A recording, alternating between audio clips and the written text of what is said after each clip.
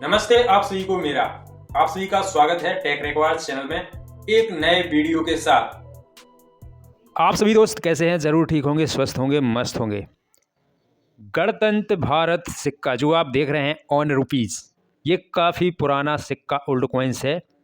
1947 में एक समझौते के बाद बनाया गया, ब्रिटिश और इंडिया के समझौते के खास मौके पर। ये सिक्का कितना खास है आज आपको पता चलेगा। कितनी जानकारी है आपको इस ब्रिटिश इंडिया कॉइन्स के बारे में? आपको बता दें ये ब्रिटिश इंडिया कॉइन है। 1947 में इस सिक्के को बनाया गया था और जो फर्स्ट इंडिया का सबसे पुराना कारखाना है जो सिक्कों की ढलाई की जाती है, सबसे पहले कहाँ लगाया गया और कहाँ स्थापित किया गया था और किसने स्थापित करवाया था कारखाने को, इसके बारे में भी आपको बताएंगे और बताएंगे थोड़ा सा इस ऑन रुपी सिक्के के इतिहास के बारे में। तो ये है दोस्तों इसके पीछे का भाग, जहाँ पे आपको सिर्फ एक ब्रिटिश राजा की छवि चित्र देखने को मिलेगा और लिखा हुआ जॉर्ज वी किंग एम्परर। इसके ऊपर हम पहले भी वीडियो बना चुके हैं और लगभग ये दूसरी तीसरी वीडियो है इस on rupee George we king emperor coin के ऊपर। तो आज सिर्फ आपको जानकारी देना है इस सिक्के के बारे में। तो वीडियो थोड़ी सी लंबी ज़रूर होगी। मेरी आपसे एक रिक्वेस्ट है, आपने अगर टेक रिकॉर्ड्स चैनल को सब्सक्राइब नहीं करा है तो कर लीजिएगा और वीडियो को लाइक कर लीजिएगा, ताकि और भी आने वाले वीडियो के नोटिफिकेशन वीडियो देखने के लिए आपको ऐसे ही मिलते रहें और सिक्कों की रोचक जानकारी तथ्य आपको जानने को मिलते रहें। तो वीडियो को ज़्यादा लंबी नहीं कर रहे हैं और अब मैं आपको बताना शुरू कर रहा हूँ। अब आप ध्यान से सुनिएगा।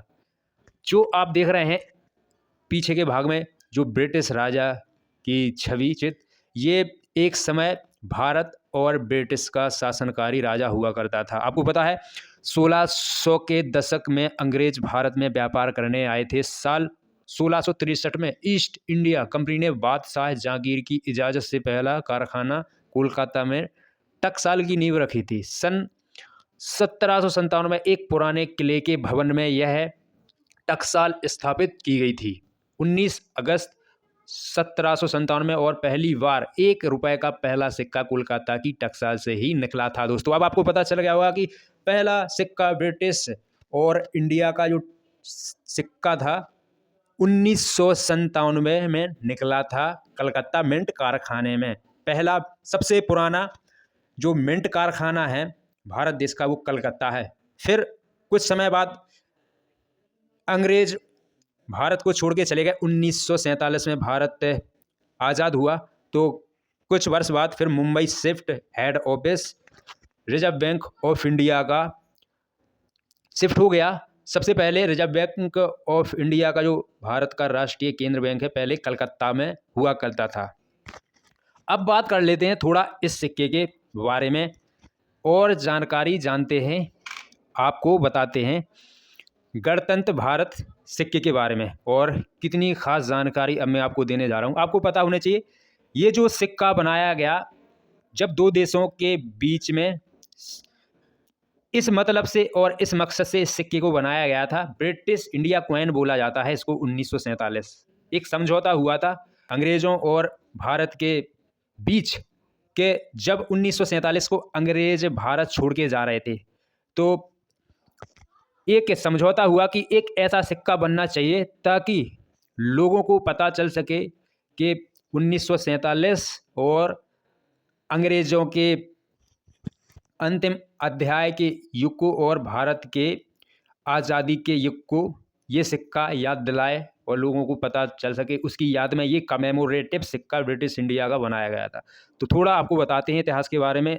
इतिहास के एक असाधारण टुकड़े का परिचय वर्ष 1947 से संग्रहणीय वन रुपया सिक्का ब्रिटिश भारत के राजा जॉर्ज वी के नाम पर जारी किया गया था। आपको पता है जो ब्रिटिश के राजा थे जॉर्ज वी किंग, उनके नाम पर और इंडिया के नाम पर ये सिक्का बनाया गया था, ढाला गया था। जो आप यहाँ पे देख रहे हैं, थोड़ा सा यहाँ पे एक सीक्रेट आपको जो पहले किसी ने नहीं बताया होगा, यहाँ पे लिखा हुआ है George B I. B I का मतलब होता है ब्रिटिश और आई का मतलब इंडिया, तो बी आई का मतलब हो गया ब्रिटिश इंडिया। इसलिए जॉर्ज वी किंग एम्परर मतलब दो देशों के राजा जॉर्ज वी किंग हुआ करता था, ब्रिटिश और इंडिया का, क्योंकि इस राजा ने दो देशों पर शासन किया था। तो दोस्तों, यह सिक्का महत्वपूर्ण ऐतिहासिक महत्व रखता है, आपको पता होना चाहिए, क्योंकि यह ब्रिटिश भारत के 1 रुपए के सिक्के युग के अंतिम अध्याय को चिन्हित करता है। आपको पता होना चाहिए, भारत ने 15 अगस्त 1947 को अपनी स्वतंत्रता हासिल की थी, ये तो सभी जानते हैं।